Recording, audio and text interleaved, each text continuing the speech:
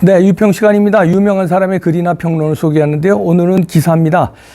조선일보의 이가영 기자가 쓴 건데요. 지금 모스크바의 반란에 대해서 정리가 된 건데요. 지금 상황이 뭔가 이상하기도 합니다. 이 분석 기사가 아주 좋아서 여러분들한테 소개해드리는데, 분석도 소개해드리고 지금 상황도 소개해드릴 겸 이 기사를 유평 시간에 소개합니다. 제목이요. 모스크바까지 겨눈 최측근의 반란, 독재자 푸틴 최대 위기입니다. 일단 그대로 읽어드립니다. 러시아 수도 모스크바를 향해 거침없이 진격하던 용병 기업 바그너 그룹의 무장 반란이 하루 만에 마무리됐다. 바그너 그룹의 수장 예브게니 프리고진의 반란은 실패로 돌아갔지만 외신들은 블라디미르 푸틴 러시아 대통령의 약해진 지배력을 드러낸 사건이라고 평가했다. 24일 영국 가디언은 프리고진의 반란이 우크라이나 전쟁을 멈출 수는 없었지만 흔들린 러시아는 분명 서방에 도움이 될 것이라고 했다.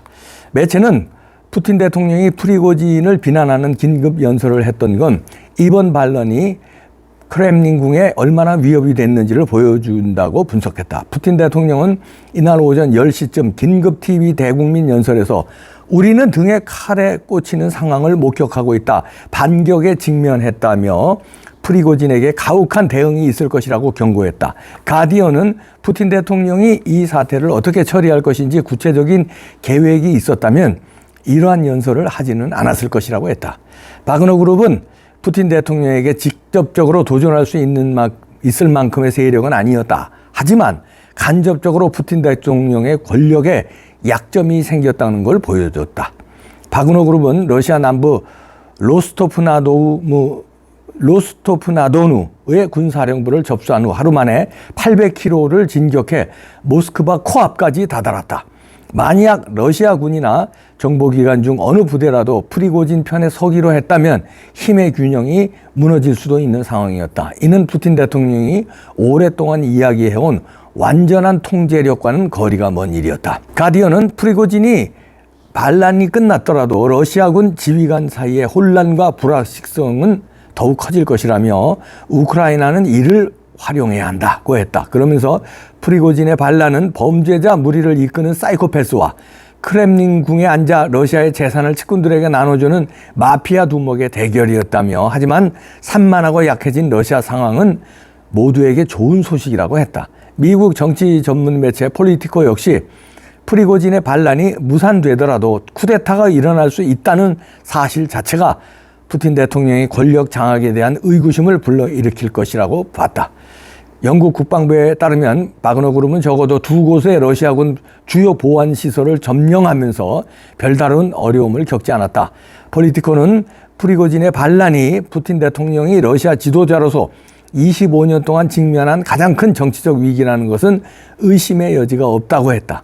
모든 독재자의 핵심은 도전할 수 없는 권력이지만 지난 24시간 동안 러시아에서 드러난 건 우유부단함이었기 때문이다.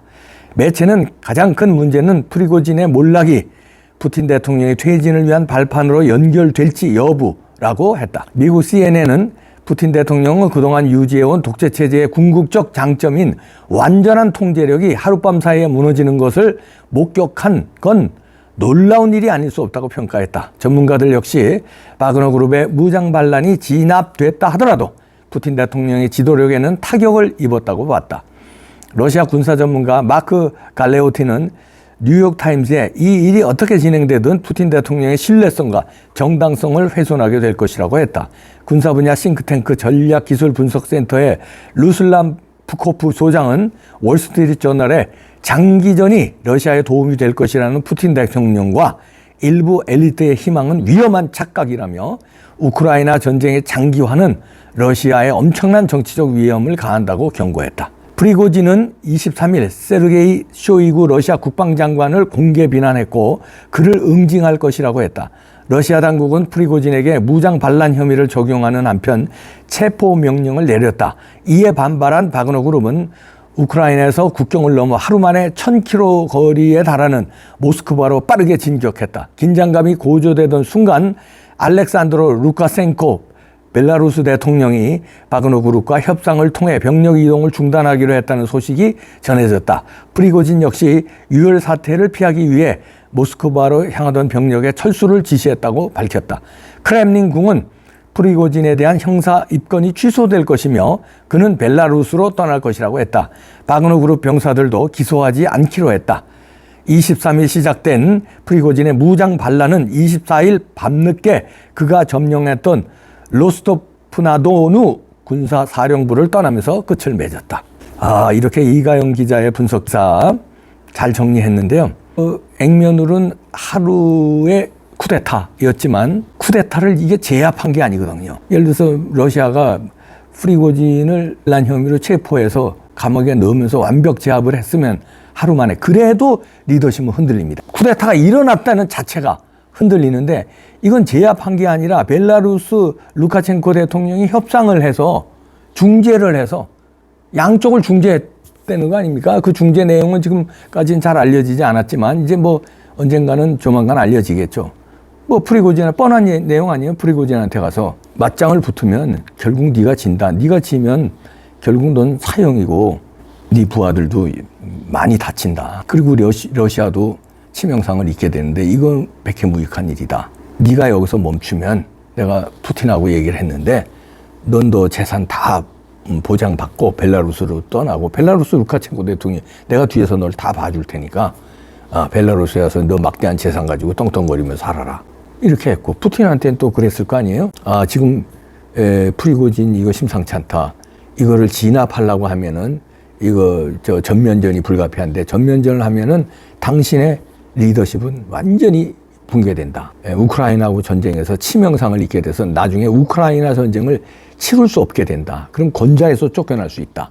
그러니 내가 프리고진을 잘 설득했으니 프리고진이 벨라루스로 떠나는데 뭐 체포나 이런 거 없고 그 부대에서도 일절 체포 이런 거 반란 혐의 적용하지 말아라. 그냥 여기서 그냥 일단락 짓자. 오케이? 콜. 쇼당이라고 그러죠. 고스톱에. 그 말하자면 이렇게 협상을 끝난 건데 이게 쿠데타를 협상으로 끝냈다? 이건 리더십에 문제가 있어요. 근데 그럴 수밖에 없는 푸틴의 힘이 없다. 이걸 제압할 수 있는 힘이 없었다는 거죠. 그러면 이제 앞으로가 문제인데 하루 만에 쿠데타는 끝나서 러시아 국민들은 뭐 다행이겠죠. 큰 내전이 발생하면 일단 폭탄이 오가고 총격전이 벌어지고 그러면 군인만 사망하는 게 아니거든요. 그 민간인들도 얼마나 불안에 떨었겠습니까? 그런데 하루 만에 프리고진이 떠나면서 러시아 시민들은 일단 안심을 했는데 푸틴에 대해서는 갸우뚱할 겁니다. 이제는 군도 갸우뚱하고요. 근데 떠나는 프리고진한테 러시아 시민들이 셀카 찍고 악수하고 지금 난리 났습니다. 이거 보이시죠? 요 지금 동영상 프리고진 요 차에서 문 열고 시민들 완전 영웅 됐어요. 쿠데타를 치른 사람이 쿠데타 성공도 안 했는데 영웅이 됐어요. 이게 이제 푸틴한테 치명상이 되는 거예요. 쿠데타를 박정희 대통령 이제 군사혁명이 성공하면은 이제 영웅이 되는 건데 이 사람은 하루 만에 포기를 한 셈인데 협상을 받아들여서 그런데도 지금 러시아 시민들한테는 영웅이 되고 있습니다. 환호를 합니다. 시민들의. 러시아 이 국민들이 환호하는 건 여러 가지 이유가 있겠습니다만 첫째는 이제 내전을 멈췄다는 그 안도에 그게 있었고요. 두 번째는 그 막강한 그 독재자 푸틴한테 맞짱을 떴다는 거. 이야 멋지다. 이런 게 있었을 거고요. 그 다음에 그 용병 부대를 그렇게 이끌었던 그의 리더십 이런 거에 사나이답고 이런 거 그리고 그런 거에 대한 그 존경심이라고 그럴까요? 왜?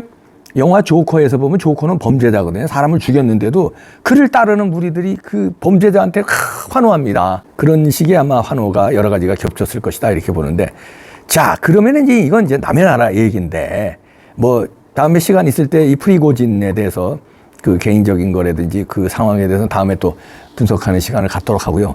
자 우리는 그러면 어떻게 할 것인가? 여기에 보면은요 이 프리고진이 푸틴의 완전히 그 요리사도 했었고요. 푸틴의 오른팔 같은 역할을 했어요.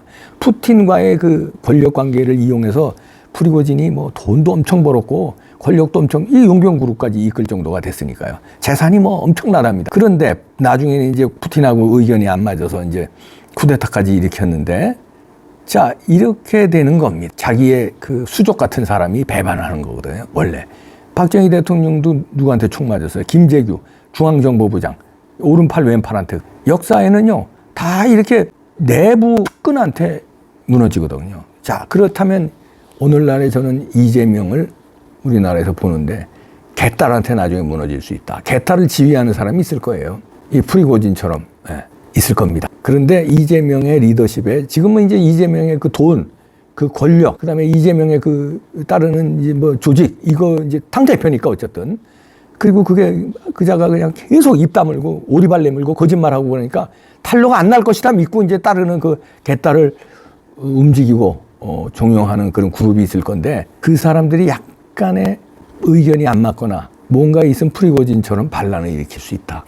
그런데 푸틴보다 이재명은 힘이 없거든요. 그럼 반란 정도가 아니라 이재명 한 방에 무너뜨릴 수 있다. 한 방에 무너질 수 있다는 얘기입니다. 정치권이요. 그런데 원래 자기 측근한테 무너집니다. 그러면 이재명의 프리즈는 지금 준비하고 있을지도 모릅니다. 어이! 내가 이재명 무너뜨리고 내가 오히려 영웅이 돼봐. 이 자식이 뭐 별거 아니더만. 내가 옆에서 지켜봤더니. 이재명의 프리즈는 누굴까요? 누구 멋있죠?